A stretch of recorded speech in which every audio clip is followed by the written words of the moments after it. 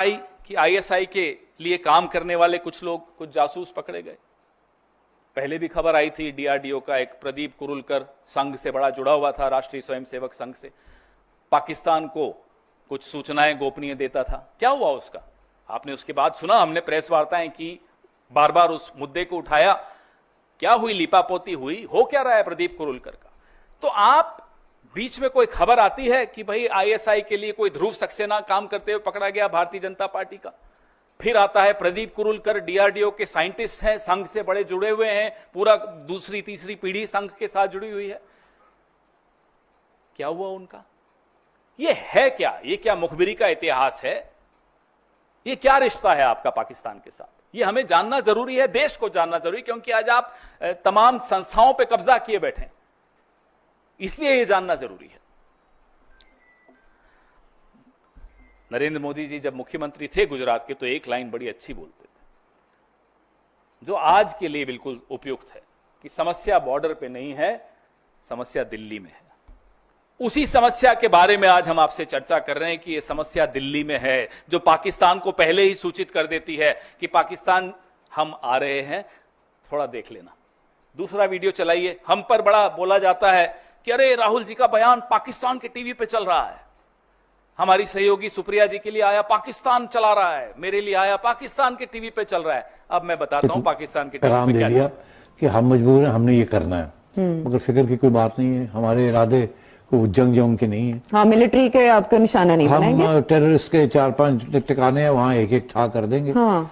और आंख मारी के निकाल लो लोगों को वहां से। जी, बताने का तो यही वहाँ तो यही तनकीद की जा रही है कि आपने तो अलर्ट कर दिया भाई। तो जाहिर है फिर वहां से अगर कोई था वहाँ, हाँ। बच्चे थे तो उनको निकालिए, फिर भी कुछ रह गए, फिर भी मारे गए, सिविलियंस मारे गए।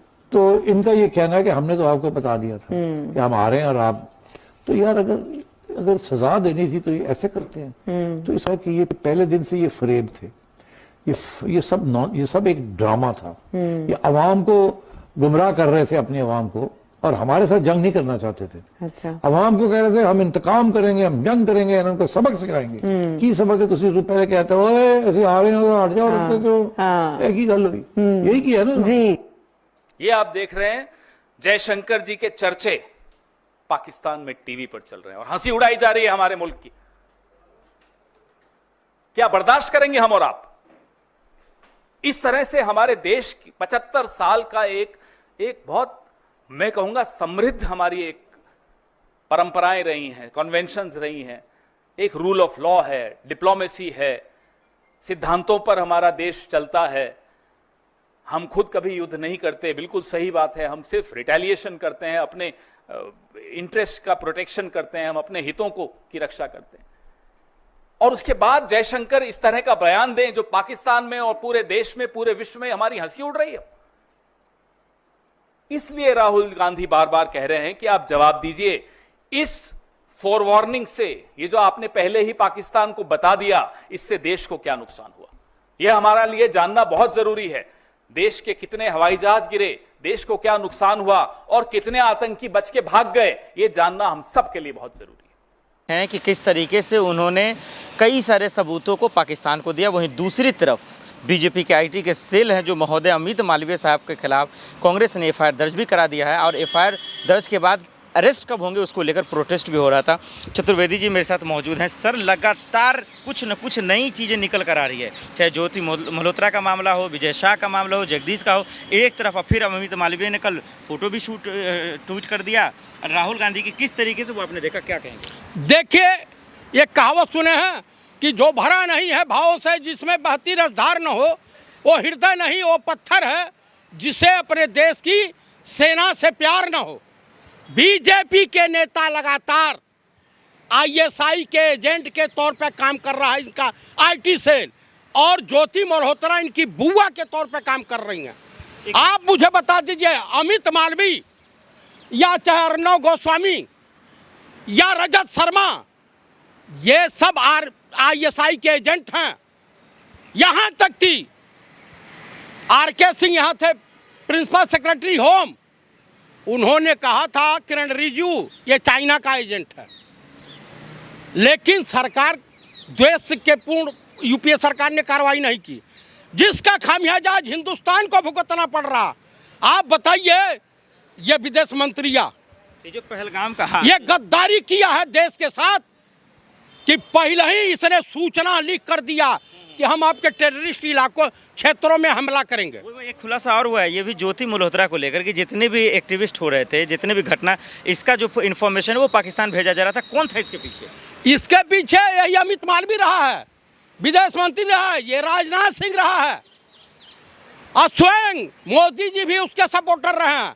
ISI चाहती है कि नरेंद्र मोदी इस देश के PM रहें, क्योंकि पढ़े लिखे तो हैं नहीं, अंग्रेजी जानते नहीं हैं। तो कुल मिलाकर के जब तक ये रहेंगे ये नफरत फैलाएंगे। नफरत फैला के सरकारें तो बनाई जा सकती हैं, लेकिन किसी समाज का और किसी देश का निर्माण नहीं किया जा सकता। ये ज्योति मल्होत्रा जो तमाम ब्लैकआउट हो रहा था उसकी भी इन्फॉर्मेशन भेज रही थी, जो खबर आ रही है, आखिर इसको चला कौन रहा था? इसका इस्तेमाल कौन कर रहा होगा भारत में रहकर?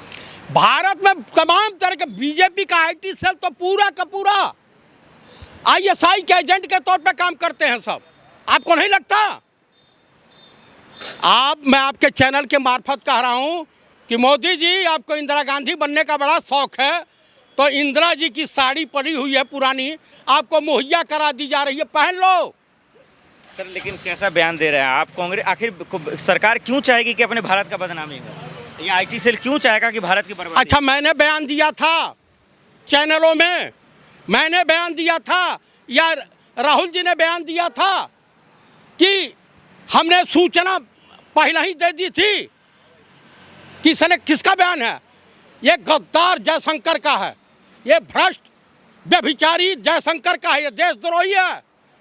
मतलब ये कहना चाह रहे हैं कि सियासत करने वालों ने ज्योति मल्होत्रा का इस्तेमाल किया? एकदम भाजपा के लोगों ने इस्तेमाल किया, संघ के लोगों ने इस्तेमाल किया, और ऐसे तमाम युवा हैं जिनका इस्तेमाल ही सब कर रहे हैं।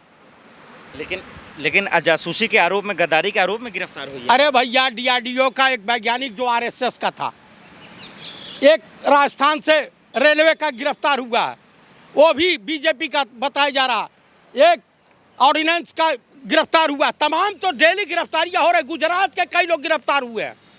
आप मुझे बता दीजिए, क्यों इन लोग के ही रिश्ते, जितने भी ISI के एजेंट पकड़े जाते हैं, उनके रिश्ते RSS और बीजेपी से ही पाए जाते हैं? क्या कारण है?